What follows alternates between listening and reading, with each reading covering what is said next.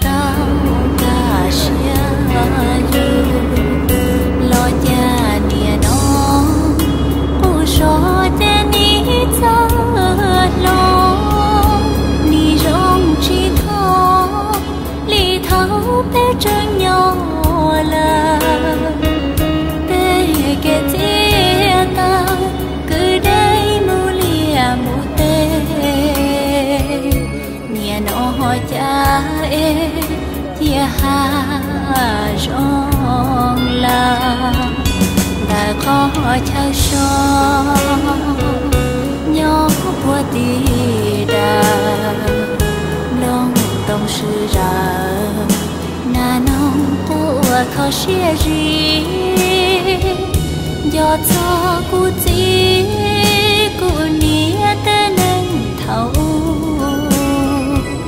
chỉ cô lo lu qua mà nên tròn tư lo từ lu xiên cho cô so tia ha rong ta ua xia cho ca lo nhỏ trâu trong tê nó cho lu chê lòng nhỏ trâu hao lu chê la ua y xia sa cho xia lu chê trâu luôn tu nó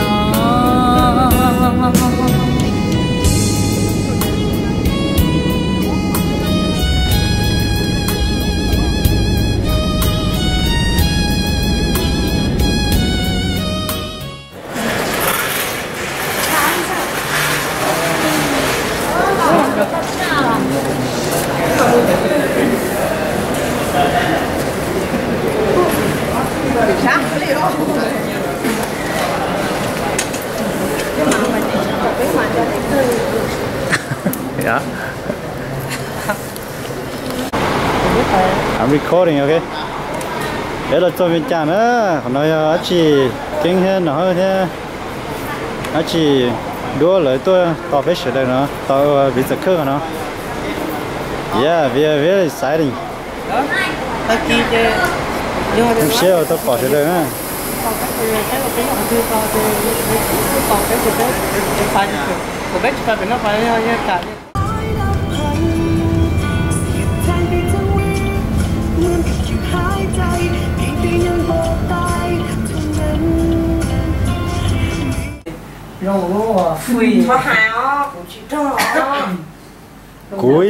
Cuối lên thế tụi chị cho bây giờ mua nè.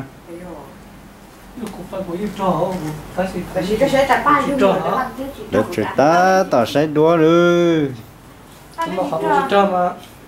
xem một thay phải rõ thế đó xem một thay phải rõ thế này thay phải rõ thay bụi mà cho lúc khom ha chỉ mong muốn lưu tờ cái ta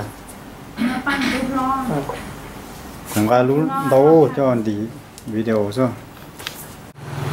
do đó nó nói mình muốn gì đấy nó nói gì là so là luôn chả bự nói mà nó chỉ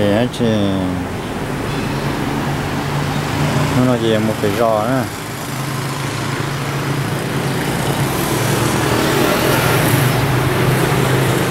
giờ là thế sẽ phải phá nó to nữa chắc sẽ chờ nữa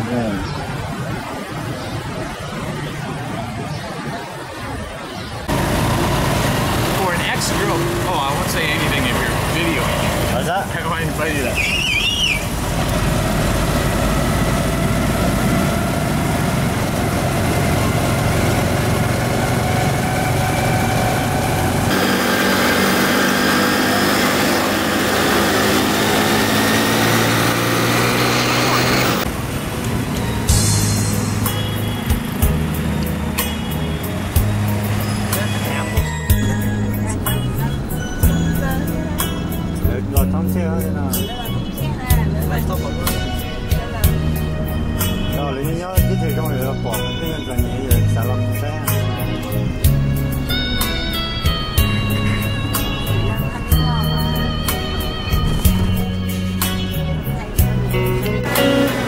Đây là chân là nó cao nè Đây là nằm món nó này.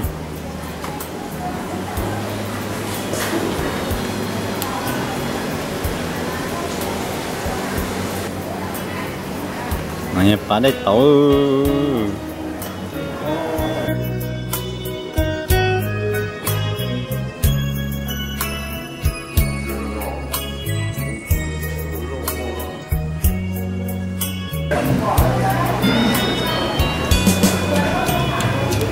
Sẽ chống thuyền nói.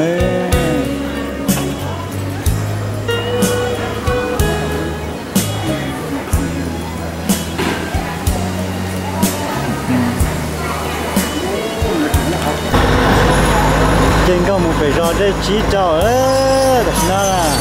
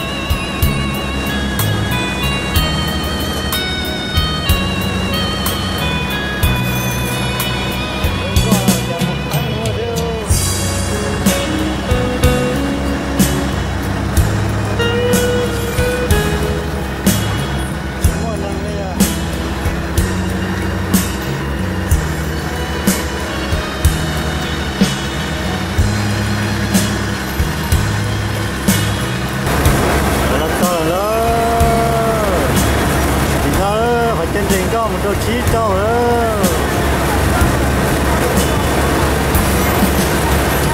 nó họ thử bé nó đến có nó là sao bé nó kia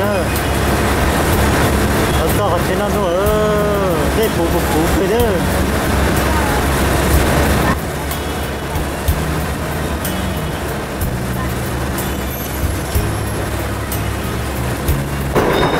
nó cho nó chỉ cho này tia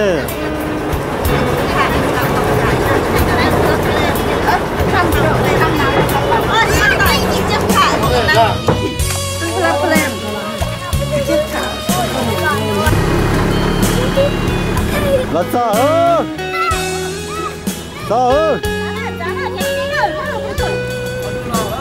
sẽ cho nó tươi phố lại để mỏng nó là sao luôn tại đủ là sao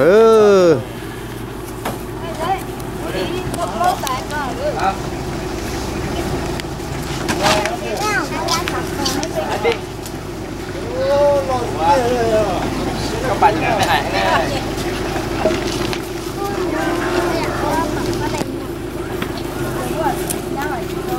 nó muốn để men có để nặng á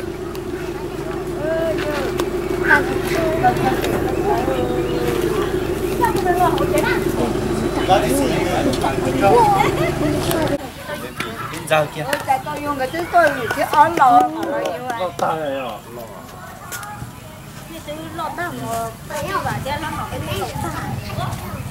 ta tôi nói chi xỉu à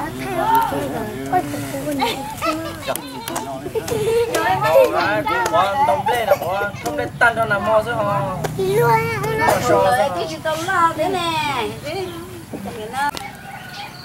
cũng một trong nó của cô cho tao Mr. Kerr ở nhà ít tụi teacher là này cô thời nó có khen đỡ bé nhá họ lúc trẻ cần đỡ hồi thì Leap International Academy nhớ đó luôn trong St. Paul, Minnesota.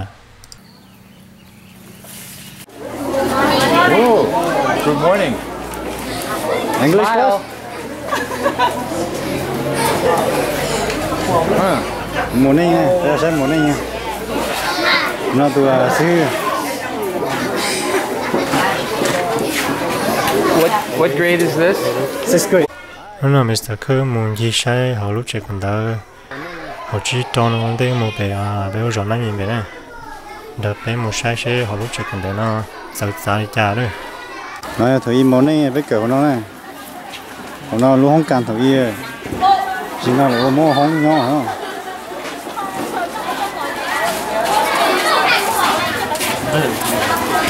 look at that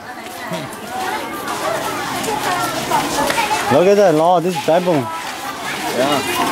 I know right All the paper.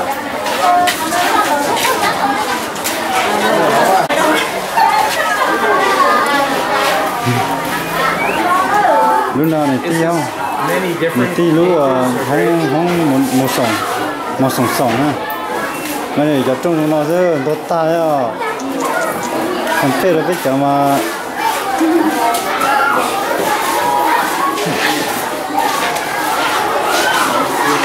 and this is good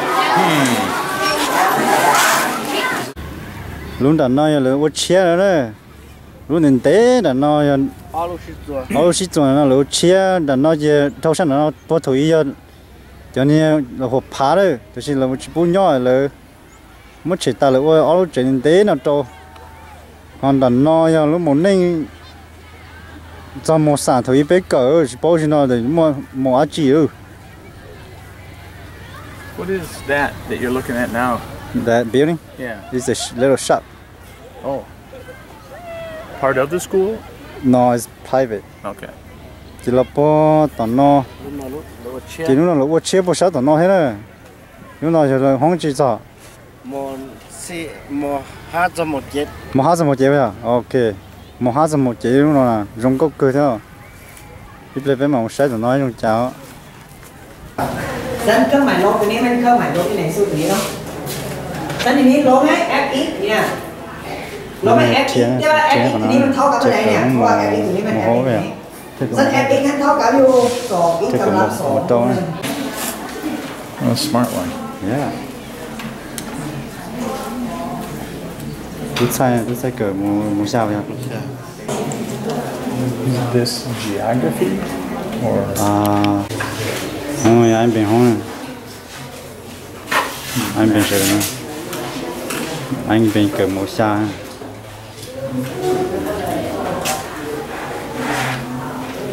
nó tụi anh chán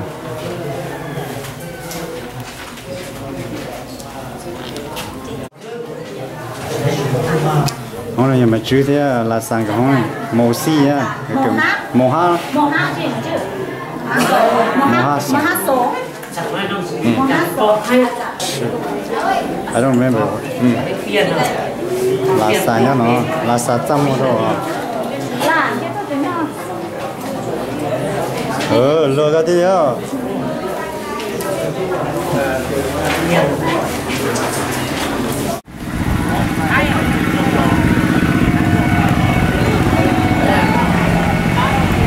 Bây giờ khơi đó là lên cho non ra cho sư nhau là chỉ cho đó.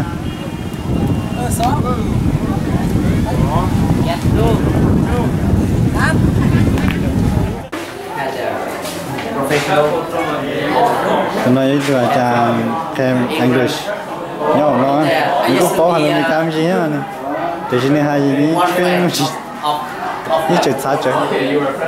Yeah. And then you could talk to her and practice. Yes. Yes. What? Every morning. Is to practice. Không nói gì không có là không cần thử học I think that's a very good way to learn. Yeah. Talk. All right. Good. I know how to study more English. When I stay at high school, I never study English. I just start my English at the. Yeah, you have how many grades you teach English? High school?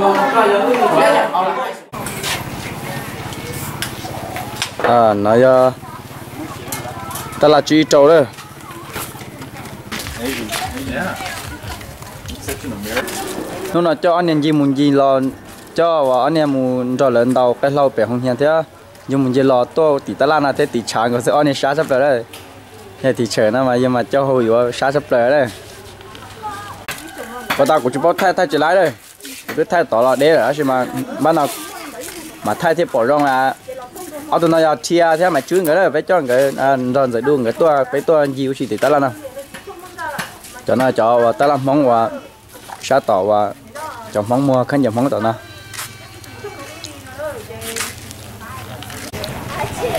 ta là chỉ trâu đó này nên để này chỉ tao bỏ cho lúc nào đấy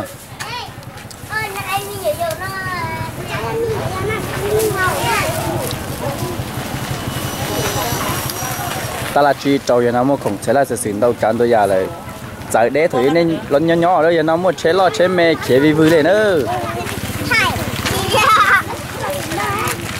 một số chế lột tu Hyundai dài Toyota tới chế liền nữa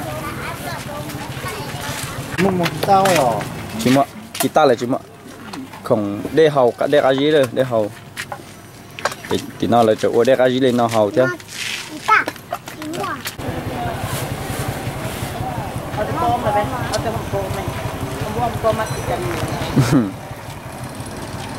thà cú sắp lại đây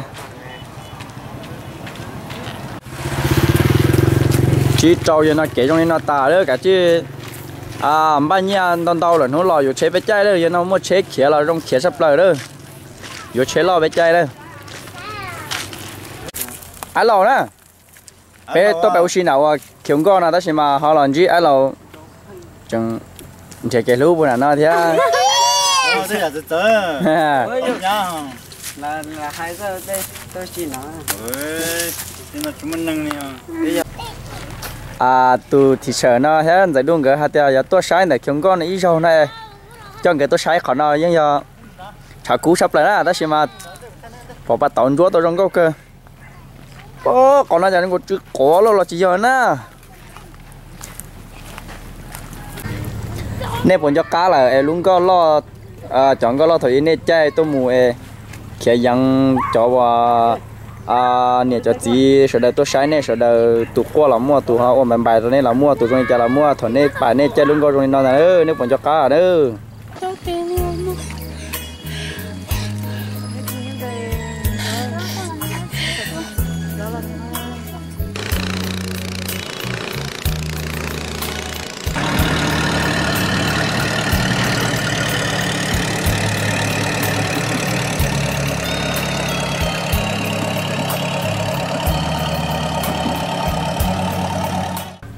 còn lò đấy anh nào bắt tàu tiêu biến khi là cô chỉ số rong câu là anh nói mà phụ sập lời đó rong câu sập lời khát chơi trong tràn trừ trong bộ phá đăng của chị nó nếu bộ chuyển cho tàu nữa giờ nó giờ tròn đâu chả có cú bỏ chỉ rong là sai tới xa đi đâu còn nó tỏi thì nó mắm mày chứ luôn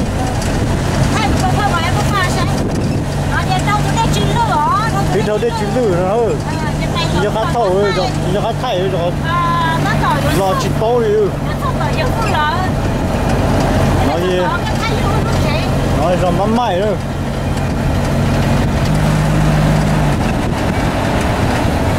rồi mắm mày luôn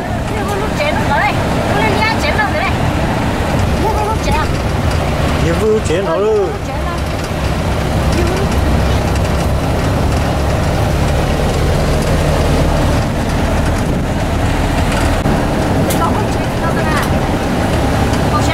rồi bắn mai thì nó là nhóc chết ta rồi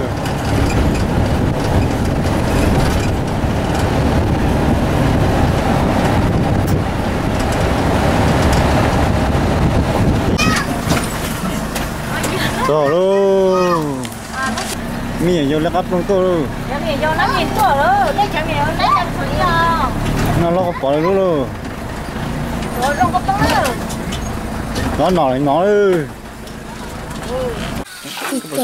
phải bóc củ bóc bây giờ giờ nó bé là cho bé giò đấy tụi nó giờ cổ đang phao nè mai rồi tụi nó chỉ tao yêu mai là có rồi chỉ có lúc mai nó có lúc nó cổ xuống lớp tay rồi tụi nó mai nó có tao áo có lần khâu đây luôn nọ đấy chị đu hồ xiên nọ đấy chị đu đũa nọ đấy có lần phao đấy chỉ có lần thông này này hải đấy có lần phao nó đấy tụi nó là giờ này giang tôi cho bỏ giang là nè tụi nó giờ cái giang cho tròn tôi lại tay kia mà thấy nó sai đó giang tin chứ một tao nói giang tay kia mà đây thấy chứ một nó sai đó tay kia có bỏ kế cho nó cái nào có tôi nào có bỏ nó sẽ nè mà nó bé là cho bé nó liệt trời tròn tôi lại nói giờ bé tôi sai để qua giờ ra là nói ra là chế đây đây tí ra tụi nó đây tại khi này bé tôi và cho đúng người tôi chơi phải support nữa nó chơi cậu gọi là sẽ nói rằng cái nó đây nói rằng cái lúc trẻ lúc nó đây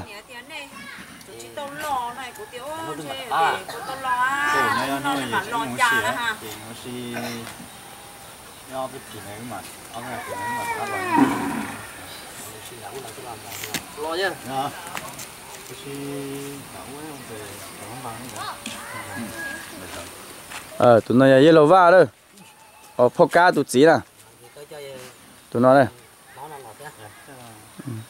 lấy ra lúc trẻ lúc nó đây nên bộ chuyện cho tao đây chủ yếu là câu thế sẽ thổi này bài thì đi luôn đi nói thế sẽ nha lấy ra cho mình nhồi cho nó đây tụi nó cái này lấy ra nó đây này tí ra con này thôi tụi nó gì đó mà xong nó về mà siêu cần nó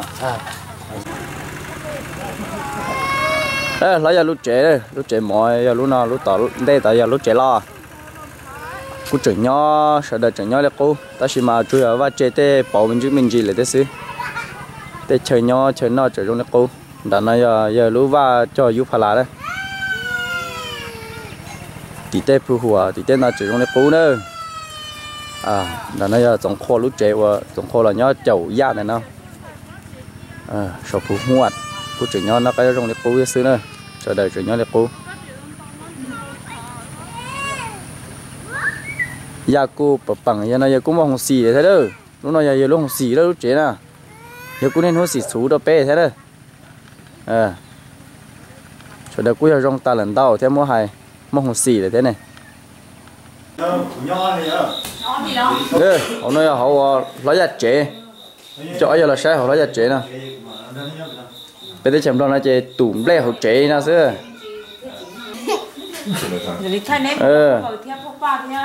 tụi nó đó năng theo đơn cái đó mấy tụi túi dầu thế thì bao xì quá bao xì bây giờ đây mà tụi nó bỏ ra đó tụi nó lấy ra tụi tuấn sai kia nè ta phải lo lắng lại nè khó là sao khó nó đó thầy hãy lưu phải cho phá vợ rồi cũng bỏ ra nè mà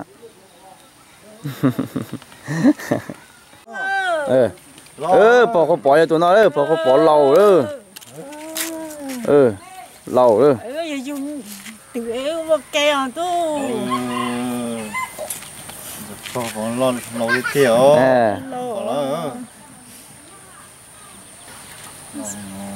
cứ hàng lầu hàng đó cho tao kèo lỏng qua xíu giờ mình nói như là do cái chế do một trường lò quay qua là chỉ tao nói lỏng qua chứ à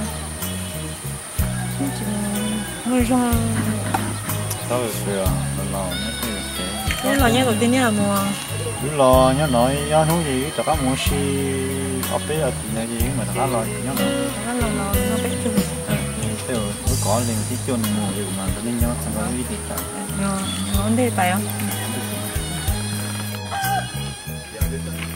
họ lúc này khá lúc trẻ nhá bên là cá giò đó thì mà khá nhá chuyển đua sẽ sử nó cũng có bằng của tôi trẻ dùng thầm đà nhỏ thế trẻ cầm băng khá nhá khó uất tía kia nào giờ nó chỉ của cho đường cái bài sai khang cái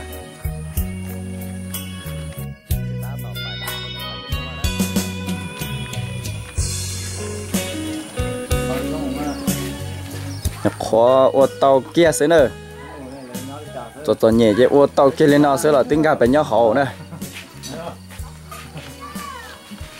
lấy lên lên đây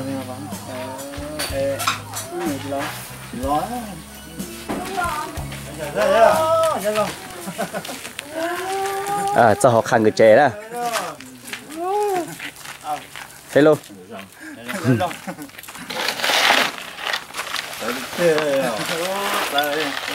cái mới đi tí giờ thì mà cái lồi rồi ha giờ cứ hăng giờ con nhà gì cứ nó món đâu hả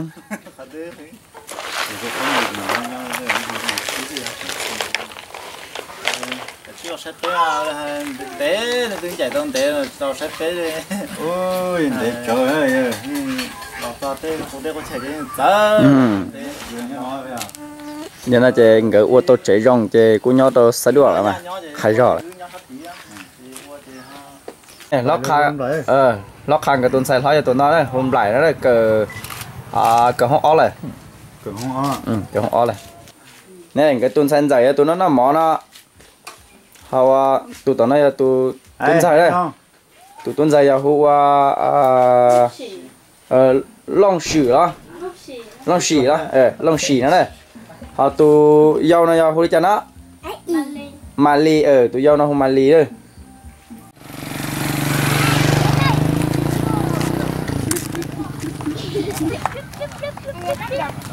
phô vư à lúc trẻ này phô vư thế gì con rồi luôn gì câu là tụi nó phô vư là tụi nó là phô vư tụi mẹ ải tụi nó là tụi tú lo là tụi hậu nó họ tụi buồn này là tụi mình nhận sai phô vư là tụi mình nhận sai luôn nào là họ tụi hậu gì câu nó này cái lúc trẻ là lúc hậu nó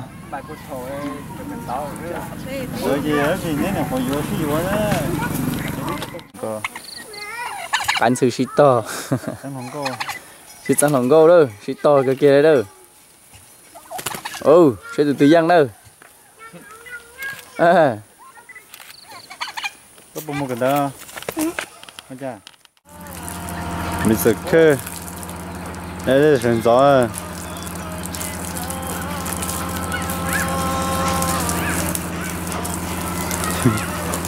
tụi nó với mua cha là số nó khổ số tụi nó sẽ khơi ra đó họ lúc này nó chỉ ở lúc chơi đã đây nó tịt đâu mình sẽ khơi ra trong mình sẽ khơi to lon chả hả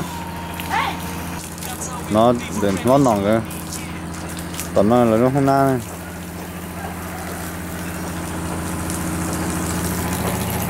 tụi nó là phá ra rồi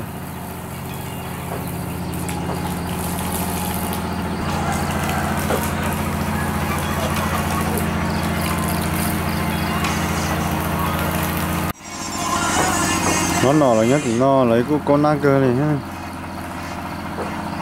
nó lấy chạy ra đi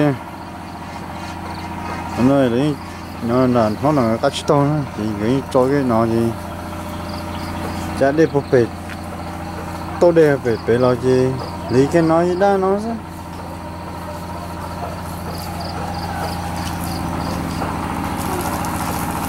ấy con nát cho thử ý mà chưa còn nhiều rồi lấy hôm nào chạy ra đây mua giá này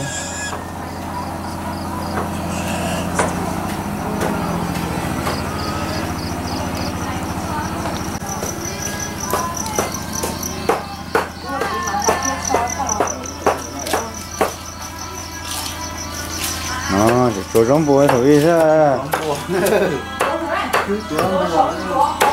mà chưa chỗ rong bùa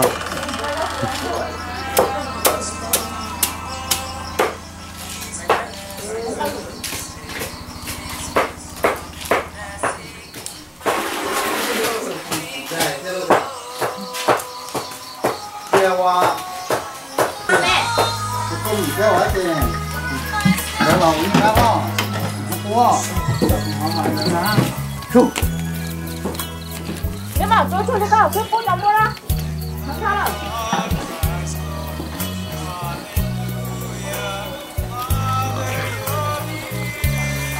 đây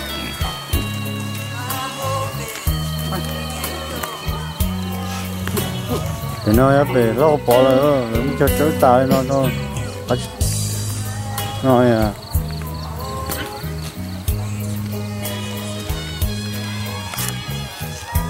bên này mới chế đặt đây chế tàu đây là bên nào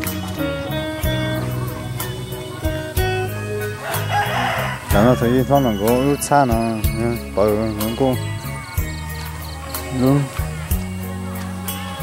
nè ta nó nếu nè chỉ ba rồi nó thì là nó giờ nó ra rồi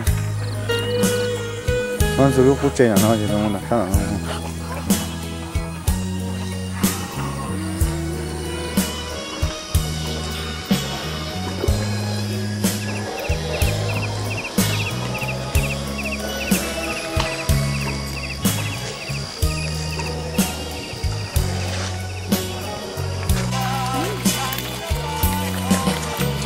nó khổ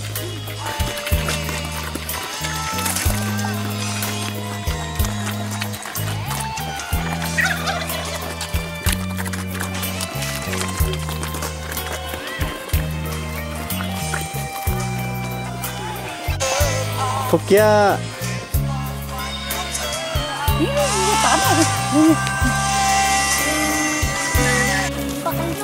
hả để bán thôi ok để chúng ta nó là lúc chế đã đây chế kêu đây không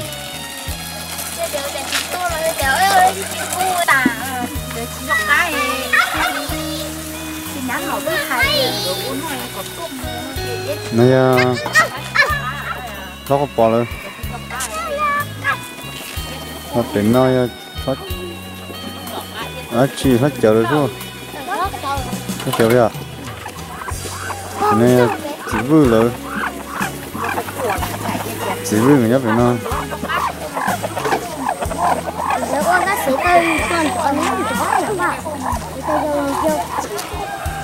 này lì người nhấp vậy nó lì nhấp vậy nó phải khó thì phải đầu tư luôn mua xí thì nó mới chân đông ta đi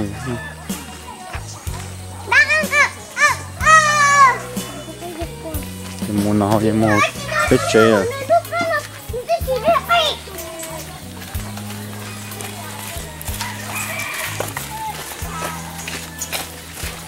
đến đây thì nhớ nó cố này rồi dây ta lên ta rồi lúc ba thì nó bự ta này có mà khả nó thì nó xin như thì tiền đi à tao xé đấy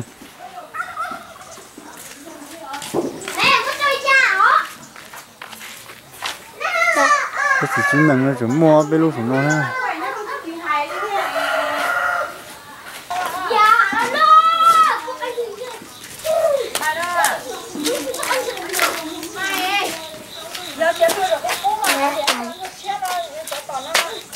cho mặc khả lo cho nó mà tin như thì tiêu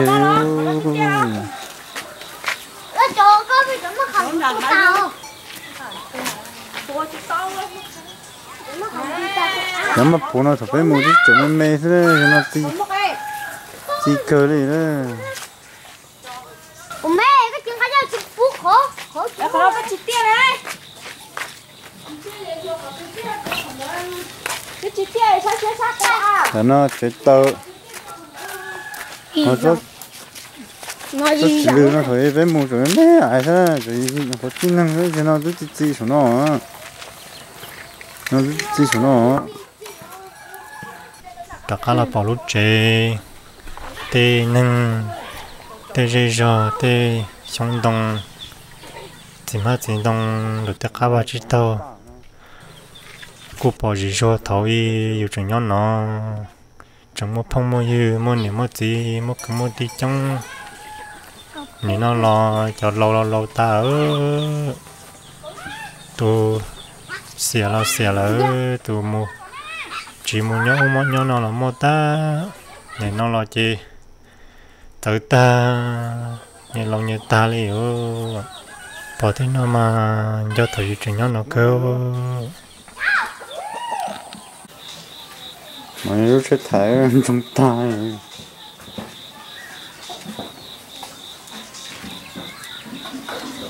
để bó con nó tức ta thịt ta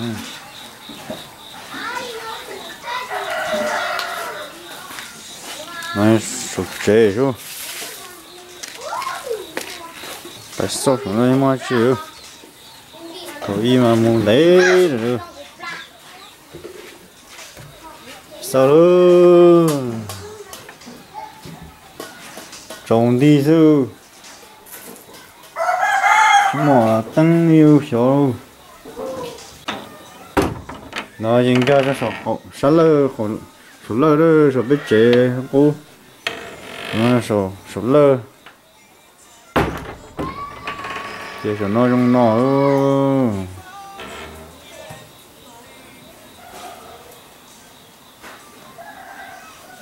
họ nói nó không nói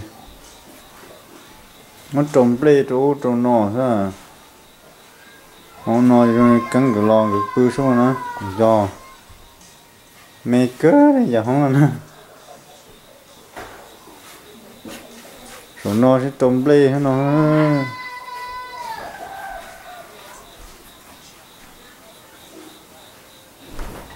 không nó thì chúng muốn hình bự sao đó nó nẹp bự vậy ạ ok nẹp bự của nó đó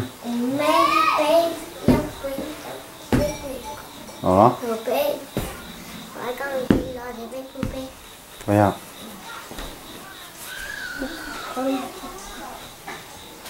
rồi TV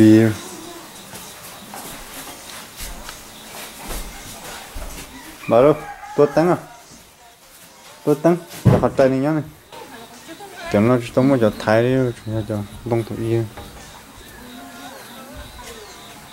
còn tay nó còn sai cơ đi ô sao không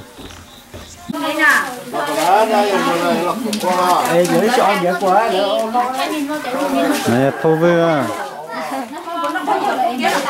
này phô với cái từ sai thế à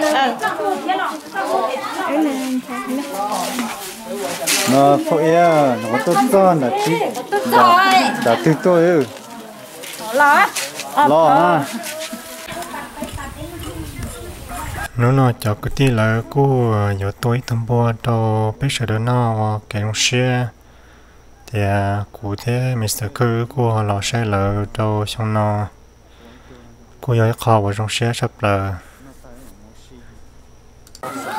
cho nó cho cái tí nhá nó lo ra đó và là ai sáng là cũng tốt nào ha lâu cơ vậy là cho tôi cái chân lúa này phải đến này còn cho cá nữa ô cá hồ lộc cơ đây sẽ chỉ nói này còn cho cá giờ tú lúa nó này nữa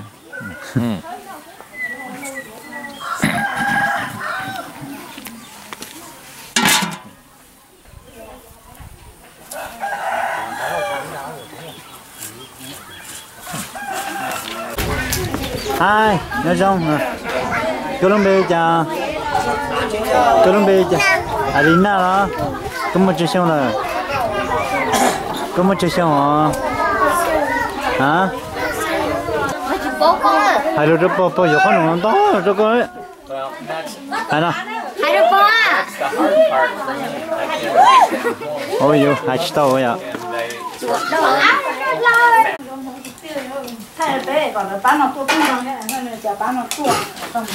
để nó chảy đấy nó chả đi đó thế tôi xin hơn mình cài hết rồi tôi xếp lá đi tôi to chỉ to rồi thế là cái cổng để tôi chỉ bỏ chi liều chị họ cho đông cơ họ đó chị à em nó nào cái này to cái này ai biết to mà mới đây thôi to nó chui không đó nó chui là cao nó nghe hơn cô chui đi co chúng nó to chắc cao bây giờ khơi khe tôi xe lùm cá cho nó lại làm chấu hết này cho nó bán nào làm chấu là hay lùm cá không nó thế nào lot of people that would make a good class. That's what you need to do.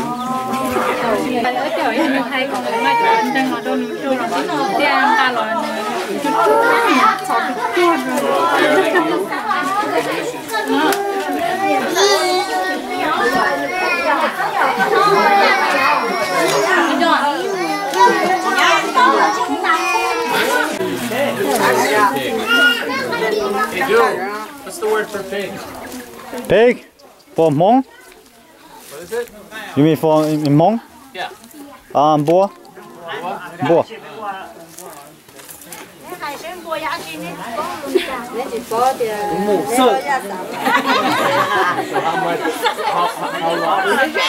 Cho nó là lần đầu Mr. Cook hiện tại đâu tôi thấy cái thế rất không biết nữa. Many hours? Stop. 6 o'clock. To the now. This town. Oh no! I mean to kill the pig. You know to. When you kill it and you are finished.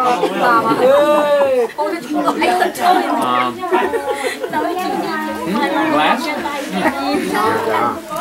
About 1 to 2 hours. About 1 or 2 hours. 1 to 2 hours. Okay. Hay cười nữa. That's very good. That's very good. He wants to stay with you. Okay. Well, good.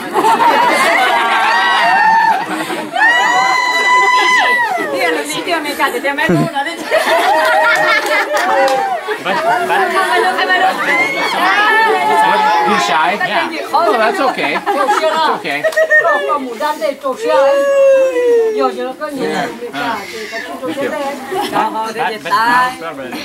Well, it's hard to speak. It's hard to speak when everybody is looking.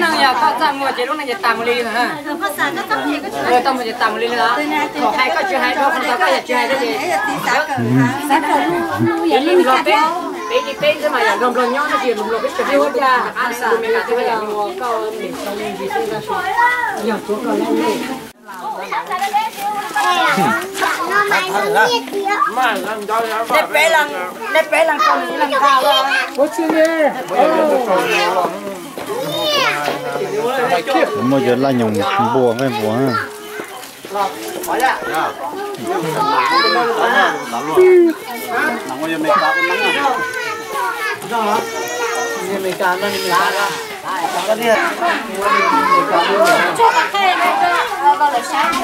Này tiếc khá.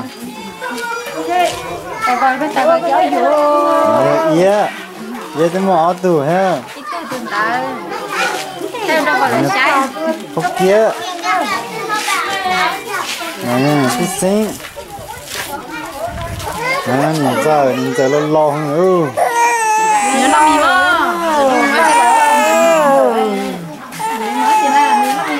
Nó có bỏ lâu cơ đi rồi là số cơ bên lâu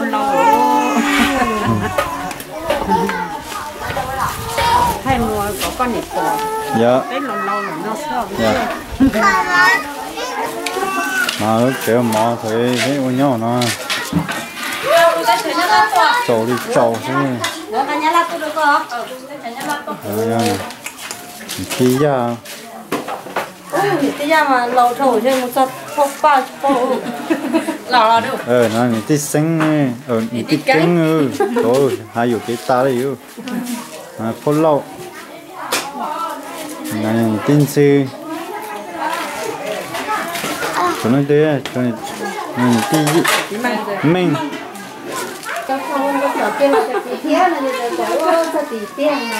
nó gì câu à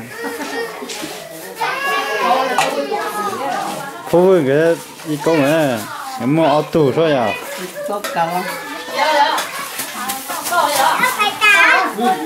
rồi nha đi chợ Dude, how many dollars is 10,000 kip? Cậu khá này giờ thêm nha rồi lá. Cái thì ít đồn tờ. Ít đồn tờ à? Ít đồn chỉ châu đấy nữa. Around $1.50. Oh, really? Maybe around that, yeah. Oh. Good size, low. Very good. Còn nói nụ cử rồi, nhảy xanh. Nó chạy, nó bé bán chạy đó. Nó chạy đấy. Lý, ý là, lon bỏng, lon bỏng.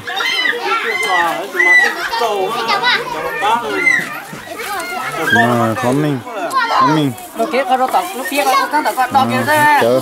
Đó ha. Nó không có cái nữa. Không qua. Chế nụ của nó đâu nó cũng để non nụ của nó cá nữa. Chúng nó quan điểm gì nữa. Nè. Tin màu. Bây giờ. Có lá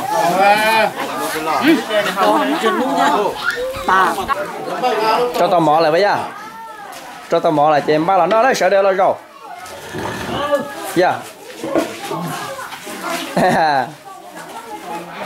sợ đeo là rồi đấy dạ câu tụi mà sao hơn bia cái nè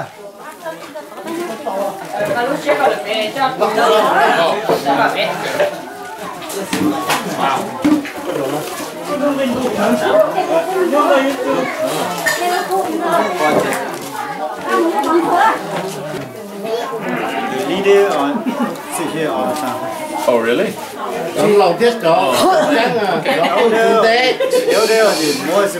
Well, I am the elder. bây giờ cái hào xí nè có giả nó xí lạnh nó nhưng giờ chỉ cá một lấy thì coi đó xí mà bé nó lên móng nó lại thì cậu tụi mình cá thế giờ đúng gần đâu đấy bé nó lên đợi xí nè Là rồi nè. nó bé tôi thì coi thì bé mà nó này nè Mua thì xin đấy là tiền đấy cơ nè. hay còn đó rồi đó Mẹ nó đi cưa lọt ta nè. Thì cưa đấy cơ là chiều á chị cho bây giờ đầu có bây là bây giờ nó chỉ nào thì sẽ chị căng gia hoặc gia vị thân vị gia có á chị bây giờ nào nó chỉ bây giờ nó chỉ mua mấy giờ tua mấy cái đồng xia có chị bây giờ cứ cho ti lo căng gọi là cú lò thế trong nó phải đi câu nó cử là cho được nó nhiên là cho được còn pe trốn tôi phát ra tao lo quá chỉ nó mót sắm khi đi nọ chứ có giờ quá chỉ thoát tủ xe nó mong lo cho bây giờ cứ cho ti lo cho lo quá chỉ cho pe bỏ pe cho đời nên mù trả cam mù nu từ nên là cam mù vào một chế là cam mù tết chờ mình cả là còn nên mù ma chỉ đợi tê luôn chỉ đợi tơ còn nên mù cam mù hú mù đơ mù rong của bà cứ bỏ hình nên còn mù đây này tiếp phải đây qua này tí chợ cái là cú lò thế tí chợ tụi nó đây tụi nó đây lâu lâu đấy nó còn lôi ra tua lôi ra thổi ít xuống đây đây phô chia là cú tua này tí phải cái là cú lò đây thổi ít mà nếp bay mà lại lâu lâu ấy nó lại lùa ra nó có trong đâu ra tua này thay tụi nó đu này tí khá là cú tua thế đi đu chợ chỉ chụp vào luôn này tí nhà mẹ là tua nè để nó hộp bò mà chưa có chua thế này tí căng thế này tên sư phụ yên gọi là cú tua hay là phụ yên để gì chỉ tua chỉ mà phụ yên cho mình nhỏ tua thế tua hỏi gì chỉ tua chỉ cho tụi mình nhỏ tép mà lại thay tụi mình nhỏ này sai và đây phô vui gọi là cú tua thế phô vui thế gì con gọi là cú tua thế rồi đây cú tua chỉ tua đấy bỏ là tua hết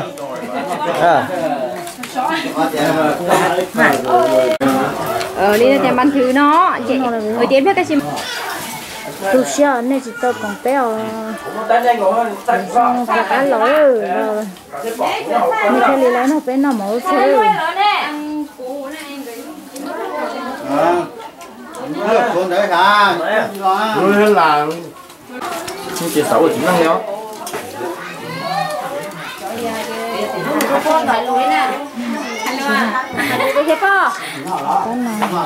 chơi sao rồi không phát luôn ta là in mà chơi plug and go chỉ tao nó bao nhiêu cảnh chư không chơi 2 mùa đấy nó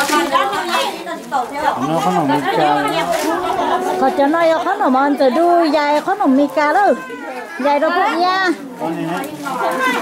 dài đâu lại cho nó lại tôi chọn từ đuôi thia lại tôi non cái nó nọ thia nhìn dâu chỉ không mì cá chỉ nó cái gì chỉ cá nó à để có cá xin cho rồi cho nên nên chọn từ đuôi mới thì chỉ xin thôi cho nó要碰vào tu chắc từ đuôi cái tu này khu mì cá dừa lò cho khó làm đó nè cho nó thế chỉ chọn khó làm mì cá tu mì cá dừa lò thế chỉ mì cá chó thế à đúng rồi đi con sẽ phải đi chợ ba liền lo lo giờ còn đó rồi nè cái nó mẹ ăn gì nè nó anh đi mấy nó mò đây sao nè cái đó là cho chính nó to vậy đó tụi con to tay chân cái đó cho chính nó to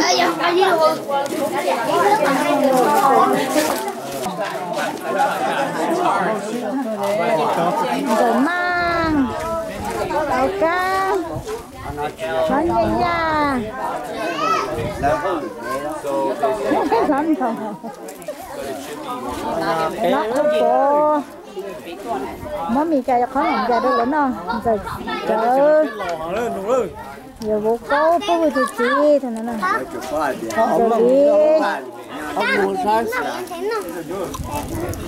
đi nó lủng mình cãi không thay mà họ lo tao nó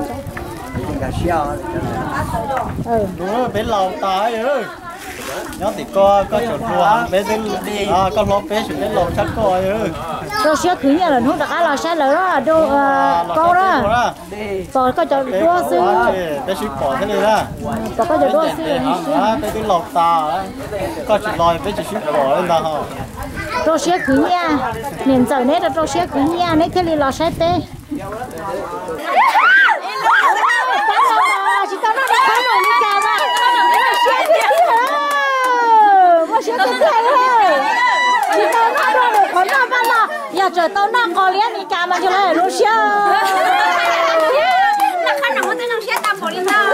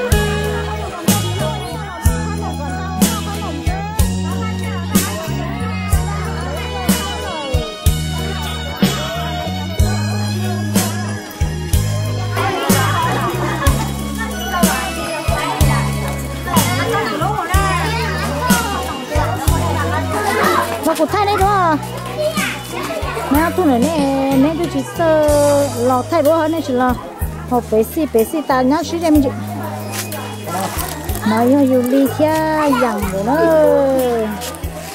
cô rồi đó yêu xong tận đây này chị ly ó xong tận đây này chị cho tôi mà tiền không có kia chứ đó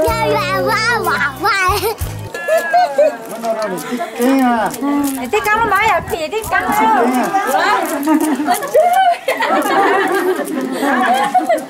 Mới biết tay à. Trong cái gì nó có. Nó làm mà chả có nó ăn đi. Nó lên nào anh chạy khét cũng phải thứ. Cái kia cao lên này à.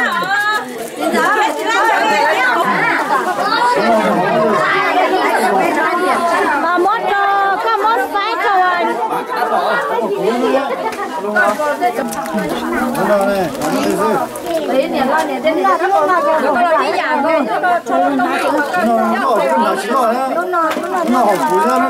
Mốt khăn theo nên cho cho nên chỉ xong bê rồi ấy là mốt rồi lúc nào trái là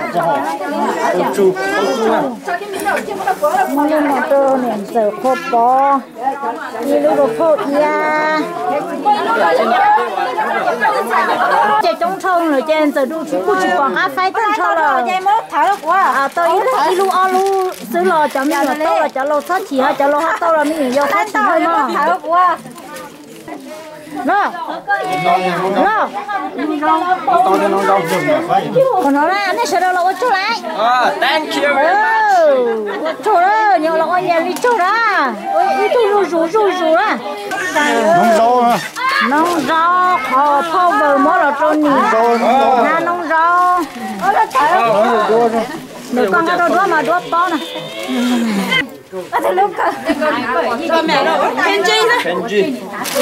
Kenji thấy tôi ăn đầu sắp lờ rồi phải chấm nhỏ chúng nó thế này là đó đừng lùa cắt thử đó không còn có ba con đi dẹp phò đấy nên thì tôn đâu là sao nó xe tao chơi có chỉ nó mua phái đi nó cho trong chạy trong thôn rồi trên giờ đu chú chỉ còn hát phái trong thôn rồi chạy mốt thả được quá à tôi ý lu alu xứ lò cho mình là tôi là cho lô sát chỉ hay cho lô hát tôi là mình vô sát chỉ hơi mà thả được quá tôi ăn rồi đi mua xe chắp bờ ngay là phái đi rồi nó rồi lúc rồi kia rồi kia ngay là già đi nó nữa mà